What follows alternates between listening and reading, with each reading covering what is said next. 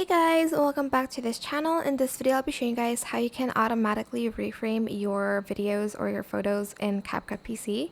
You do need the Pro feature for this. So I have this video here and I want to change the frame ratio. So go to Reframe and I'm going to select the 9:16 one. Now it's going to always put the girl in the middle of the frame. You can adjust the image stabilization, stable, camera moving speed. I'm just going to select normal for this one. And once you're done, you're going to select apply.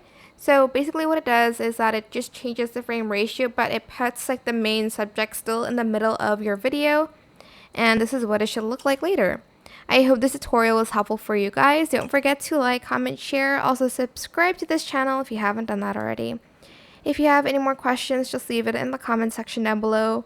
I will try my best to answer them all for you guys. And if you found this video helpful, please click the thanks button above the description box down below. Thank you so much for watching. Bye.